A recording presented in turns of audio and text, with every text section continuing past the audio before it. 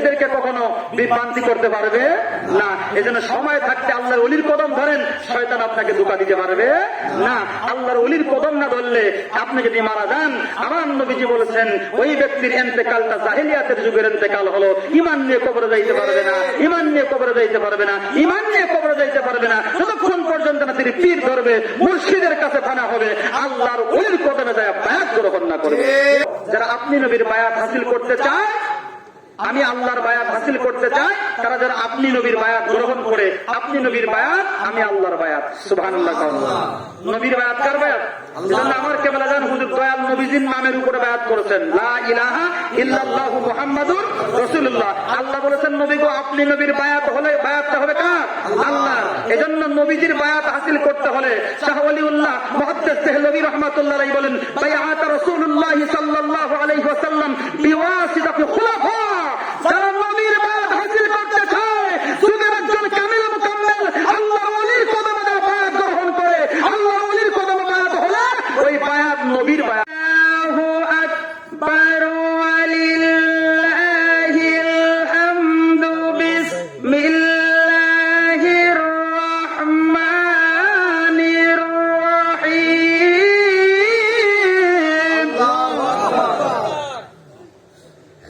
ওয়া ইযা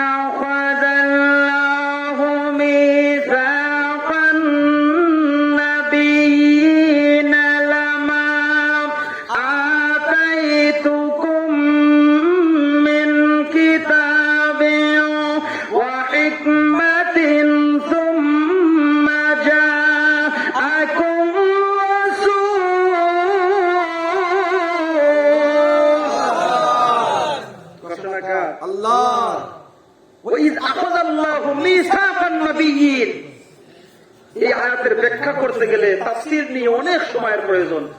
সংক্ষেপ, আল্লাহ তাআলা নবীজিকে বললেন, ইয়া রাসূলুল্লাহ, নবী গো স্মরণ করেন ওই দিনের কথা। কোন দিনের কথা? রোজে আজলে, যখন আমি আল্লাহ তাআলা সমস্ত নবী রাসূলদেরকে নিয়ে একটা মীরের মজলিস করেছিলাম। সুবহানাল্লাহ বলেন। যেখানে শুধু পয়গম্বর ছিল, মিসাকান নবিয়্যিন সমস্ত নবী রাসূলদেরকে নিয়ে, লামা আতাইতুকুম মিন কিতাবিন ওয়া হিকমাতিন সুম্মা জাআকুম রাসূল। সুবহানাল্লাহ বলেন। আপনি নবীর প্রশংসা, আপনি নবীর সম্মান, ইজ্জত পাওয়ার পজিশন, আগমনের কথা বর্ণনা করেছিলাম। মিসাকান নবিয়্যিন, আপনি নবী আসবেন, আপনি নবীর আগমন হবে। সুম্মা জাআকুম রাসূল, আপনি নবী তাদের পরে আগমন করবেন। আমি পুরোপুরি ব্যাখ্যা বললাম না, আমি এতটুকু শুধু আপনাদেরকে বুঝাইতে চাই। আল্লাহ বললেন, নবী গো আপনি নবী স্মরণ করেন ওই দিনের কথা। আমি আল্লাহ যেই দিন নবী রাসূলদেরকে বললাম, ও নবী রাসূলেরা গো, তোমাদের মাঝে আমি আল্লাহ তাআলা দুইটা জিনিস দান করব। এক নম্বর হলো কিতাব, দুই নম্বর হলো ইলম, জ্ঞান হিকমত দান করব। সুম্মা জাআকুম রাসূল, অতঃপর আমার রাসূল তোমাদের পরে আগমন করবে। সুম্মা জাআকুম রাসূল, ওই রাসূলের আগমন হবে, আমার নবীর তাজিম করবে, আমার নবীর সম্মান করবে, আমার নবীর ইজ্জত করবে, আমার নবীর প্রশংসা করবে, ওই নবীর প্রতি ঈমান আনবে, ওই নবীকে তোমরা তাজিম করবে, ওই নবীর প্রশংসায় পঞ্চমুখ থাকবে।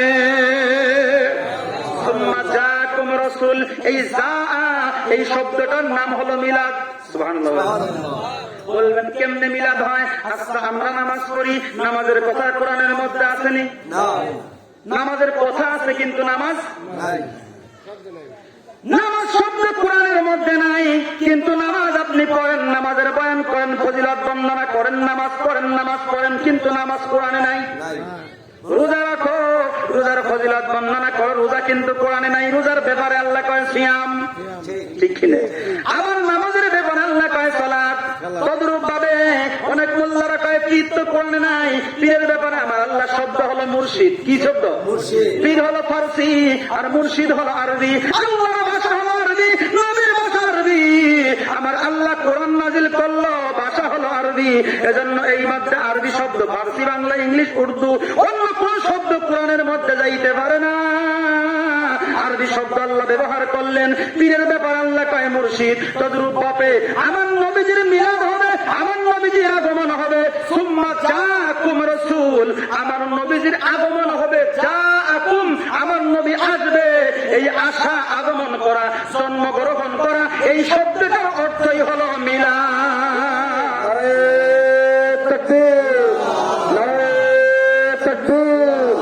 ঈশ্বরী গাজা ফরিদপুরি, ঈশ্বরী গাজা ফরিদপুরি, দয়াল নবীর সত্য তরিকা, দয়াল নবীর সত্য তরিকা, বিশ্ব জাকের মঞ্জিলাত কৃষি দরবার শরীফ, বিশ্ব জাকের মঞ্জিলাত কৃষি দরবার শরীফ, হযরত মাওলানা মুফতি শিহাবুদ্দিন যুক্তিবাদী, হযরত মাওলানা মুফতি শিহাবুদ্দিন যুক্তিবাদী, বিশ্ব জাকের মঞ্জিল, পবিত্র আজিমুসান ইসলামী জলসা।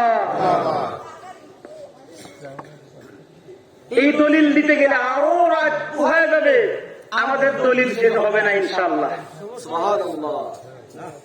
মিলাদ কিভাবে পাইলাম, এই ভেদ হকিকত বুঝার জন্য আল্লাহর ওলির দপ্তরে যাওয়া লাগে। শরীয়তের এই সহি কিতাব পড়লে মিলাদের ভেদ হকিকত জানা যায় না, আধ্যাত্মিকতার প্রয়োজন। আল্লামা জালালউদ্দিন রুমি এজন্যই বললেন, আমি এত বড় জ্ঞানী ছিলাম, এই জ্ঞানের ভেদ আমি বুঝি নাই যতক্ষণ পর্যন্ত আমার পীরের কাছে, পাগল শামসুদ্দিনের কাছে মুরিদ হয়ে আধ্যাত্মিকতার সবক না নেওয়া পর্যন্ত এই জ্ঞানের পরিপূর্ণতা আমি লাভ করতে পারি। যত বড় জ্ঞানী গুণী সায়েন্টিফিক বৈজ্ঞানিক হন না কেন, কামেল মুকাম্মেল ওলির কদমে না গেলে, এই আধ্যাত্মিকতার অর্জন না করলে আপনার এই জ্ঞানটা, শরীয়তের জ্ঞানটা জাগ্রত হবে না। এই মোল্লারা তো মিলাদের ভেদ বুঝবে কেমনে? ওলি আল্লাহর কদমে না গেলে মিলাদ বুঝবে? ওদের চোখের মধ্যে তো ইয়াসিনের চশমা, হুসাইনের চশমা লাগাইলে, হুসাইনের প্রেম লাগাইলেই তখন আপনি মিলাদ পাইবেন। যদি ওলি আল্লাহর সোহবত না থাকে, একদিন শয়তান একদিন একটা মানে কি করে গাদারে সাজাইয়া, গাদা চিনেন এটা সুন্দর করে সাজাইয়া গুজাইয়া এক বেড়ার কাছে গেছে। এনার নাম হলো ইমাম গাজদালি। কি নাম? আপনারা কি নাম শুনছেন নাকি? জবরদস্ত একজন আল্লাহর ওলি ছিলেন। ইমাম গাজদালির কাছে যাইয়া শয়তান গাদাটা সাজাইয়া গুজায়া, ইমাম গাজদালি রহমাতুল্লাহ রাতের বেলায় বন্দেগিতে লিপ্ত, আল্লাহর সঙ্গে বন্দেগি করছেন, মানে কানেকশন লাগায় পড়ে আছে আল্লাহর সাথে। সুবহানাল্লাহ। এই শয়তান যাইয়া ইমাম গাজদালিকে সালাম দিয়ে, আসসালামু আলাইকুম। আসসালামু আলাইকুম বলে, কে? আমি হলাম আপনার আল্লাহ, আমি আপনার ইবাদতে বড় খুশি, আমি খুশি হইয়া এই যে বুরাক নিয়ে চলে এসেছি, আপনাকে আর শাহিদ নেওয়া হবে। ইমাম গাজদালি কয়, বাট ফাটিয়া জায়গা পাও না, আল্লাহ তুমি। সেই নবীকে না বানাইলে আল্লাহ কিছুই বানাইতো না। সেই নবীকে মিরাজে নেওয়ার জন্য আল্লাহ জিবরাইলকে দিয়ে বুরাক পাঠাইছে, আর তুমি আমারে নেওয়ার জন্য তুমি আল্লাহ নিজে আইছো। এই আল্লাহর তো বাটাম সই ছাড়া কোনো উপায় নাই। তোরটা বাটাম একটা নিয়ে আল্লাহ দাঁড়ান, আল্লাহ দাঁড়ান, কেমন আল্লাহ চিন্তা করে। এখন আল্লাহর দাঁড়ান করে দিয়ে মোরাকাবা মশাহাদা ছাড়ি বাটাম একটা পিছনে আস্তে আস্তে যাই যায়, লাভ দিয়ে যায় আল্লাহর উপরে এমন ধরে ধরতে পারি, আল্লাহ তো আল্লাহ আল্লাহ করে উঠে আজি ধর কাইলু ধরি, ওরে আল্লাহ কোন জায়গায় আইছি। শয়তান চিন্তা করলো, না এটার সাথে পারা যাবে না, এর সাথে যোগসূত্র কার? আল্লাহর বলি, ওরে বাবা এর সাথে পারা যাবে না, আজকে বনি আদম একটা পথ গুলাই ছাড়বো, যেই কোনটা পাওয়া যায়। এখন উনি যাইতেছে, যাইতে যাইতে দেখে আর এক বেটা, উনি কোন পীর ধরি নেই, লেখাপড়াও তেমন না, শরীয়তের মাসলা মাসালে বেশি জানে না, একটু আল্লাহর ভয় আছে ভিতরে, পীর মুরিদ মানে আধ্যাত্মিকতা ট্রিটমেন্ট ভিতরে নাই। তা উনি বসে বসে আল্লাহ জিকির করতেছে। এখন আই খেয়াল করেন, শয়তান যায় সালাম দিতে, আসসালামু আলাইকুম। আসসালামু আলাইকুম। এখন উনি ওয়ালাইকুম আসসালাম বলে, কে? এখন শয়তান কয়, আমি হলাম আপনার আল্লাহ, আমি আপনার ইবাদত বন্দেগীতে গোলামিতে আমি অনেক খুশি হয়েছি, আমি চলে এসেছি, আমি আর সহ্য করতে পারি নাই, আমি আপনাকে মিরাজে নেওয়ার জন্য বুরাক নিয়ে চলে এসেছি, আপনি তাড়াতাড়ি বুরাকে উঠেন।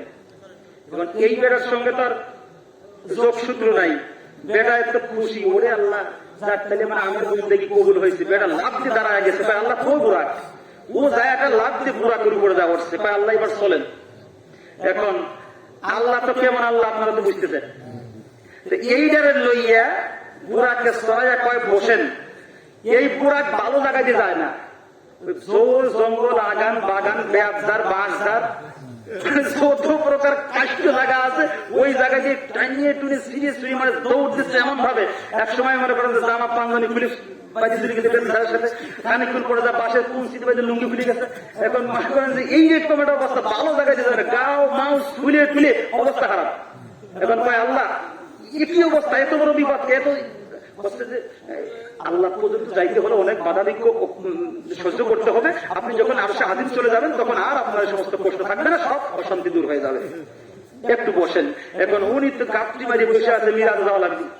এখন উনার গোয়াল লুঙ্গি মুঙ্গি সব দিয়েছে, বুক মুখ পিট মিট ছুলে এখন সিদ্ধাতুল মানে যখন ঘুরে গেলে এখন আজান দিলে তো শয়তান পালায়, শয়তান টিকতে পারে। এখন ঘুরতে ঘুরতে ফজরের আজান দিয়ে দিয়েছে। এখন যেই মাত্র আজান দিছে, আজান দিলে তো শয়তান আর টিকতে পারে না। এখন কি করবে, মনে রাখবে এখন ওই বেটারি ওই বাড়ির পিছন কোনা যে গোবরের পুরি আছে না, গোবরের পুরীর মধ্যে নিয়ে দবাত করে বেড়া দিয়েছে বসায়া। এখন উনি একেবারে বলা পর্যন্ত বেরিয়ে গেছে। বেরিয়ে যাওয়ার পরে চিন্তা করছে যে কি করা যায়, এটারে উপরে একটা খুঁটি দিয়ে ডেকে রাখছে। কয় আল্লাহ কোন পর্যন্ত আসলাম, কয়টা থামো, কেবল সিদরাতুল মুনতাহা পর্যন্ত আইছে।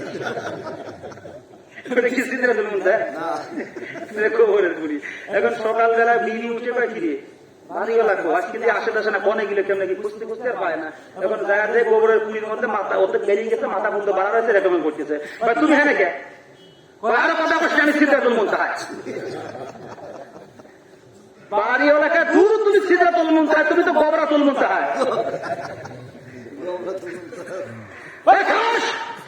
আমার আল্লাহ আমার মিরাজে নেওয়ার জন্য আইছিল, ঘুরতে ঘুরতে আজান দিছে, সিদ্ধাতুল মুনতাহা বহে রাখছে। ভাই ভাই তুমি জায়গা পাওয়া তাড়াতাড়ি উঠিয়ে দেখো, ওটা দেখার পরে দেখো ওর বাড়ির গোবরের মধ্যে ঘুরে আসছে। এখন হাসির খোরাকি দেই নাই, একটা বোঝার জন্য দিয়েছি। আল্লাহর সঙ্গে যাদের চোখ সূত্র ভালো থাকে, শয়তান এদেরকে পাকড়াও করতে পারে আর আল্লাহর সঙ্গে নবীর সঙ্গে আল্লাহর ওলিদের সঙ্গে যাদের কানেকশন থাকে, শয়তান যতই ধোঁকা দিক এদেরকে কখনো বিভ্রান্তি করতে পারবে না। এজন্য সময় থাকতে আল্লাহর ওলির কদম ধরেন, শয়তান আপনাকে ধোঁকা দিতে পারবে না। আল্লাহর ওলির কদম না ধরলে আপনি যদি মারা যান, আমার নবীজি বলেছেন ওই ব্যক্তির ইন্তেকালটা জাহেলিয়াতের যুগের ইন্তেকাল হলো। ঈমান নিয়ে কবরে যাইতে পারবে না, ঈমান নিয়ে কবরে যাইতে পারবে না, ঈমান নিয়ে কবরে যাইতে পারবে না যতক্ষণ পর্যন্ত না তিনি পীর ধরবে, মুর্শিদের কাছে ফানা হবে, আল্লাহর ওলির কদমে যায় বায়াত গ্রহণ না করবে। মান মাতা ওয়ালাইসা ফি উনুকিহি বাইআতা মাতা মাইতাতাল জাহিলিয়া। সুবহানাল্লাহ বলেন। মিশকাত শরীফের 320 পৃষ্ঠার হাদিস। সুবহানাল্লাহ বলেন। এরপর আল্লাহ কয় ইন্নাল্লাযিনা ইউবাইউনাকা ইন্নামা ইউবাইউনাল্লাহ। নবী গো, যারা আপনি নবীর বায়াত হাসিল করতে চায়, আমি আল্লাহর বায়াত হাসিল করতে চাই, তারা যারা আপনি নবীর বায়াত গ্রহণ করে, আপনি নবীর বায়াত আমি আল্লাহর বায়াত। সুবহানাল্লাহ। নবীর বায়াত কার বায়াত? আমার কেবল জান হুজুর দয়াল নবীজির নামের উপরে বায়াত করেছেন, লা ইলাহা ইল্লাল্লাহু মুহাম্মাদুর রাসূলুল্লাহ। আল্লাহ বলেছেন নবী গো, আপনি নবীর বায়াত হলে বায়াতটা হবে কার? আল্লাহর। এজন্য নবীজির বায়াত হাসিল করতে হলে শাহ ওয়ালিউল্লাহ মুহাদ্দিস দেহলভী রাহমাতুল্লাহ আলাইহি বলেন, বায়াত রাসূলুল্লাহ সাল্লাল্লাহু আলাইহি ওয়াসাল্লাম বিওয়াসিতাতি খুলাফা। যারা নবীর বায়াত হাসিল করতে চায়, যুগের একজন কামিল মুকাম্মেল আল্লাহর ওলির কদমে যারা বায়াত গ্রহণ করে, আল্লাহর ওলির কদমে বায়াত হলে ওই বায়াত নবীর বায়াত হয়ে যাবে।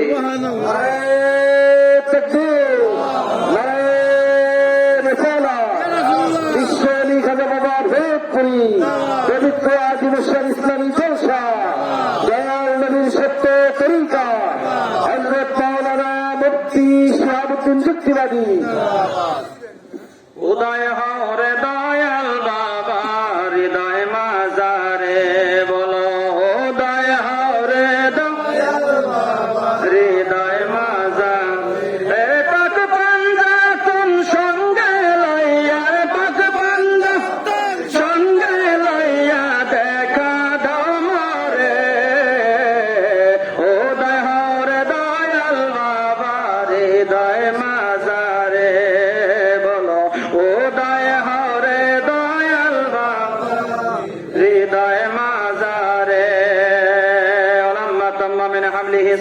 الله عليه وسلم شهران على أشهر الأقوال المروية توفي بالمدينة الشريفة منورة أبو عبد الله وكان قد اجتزى بأقواله بني عدن من الطائفة النجارية ومكث فيهم شهرا سقيما يعانون شكمه وشكوى ولما تم من حمله صلى الله عليه وسلم على الراجع 9 أشهر قمرية وأنا للزمان ينزل عنه الصدى حضرت أمه ليلة مولوده أسياة مريم في نسوة من الحزيرات القدسية وأخذها مخاضوفا ولدت النبي صلى الله عليه وسلم كالبدر المنير مدينة المنورة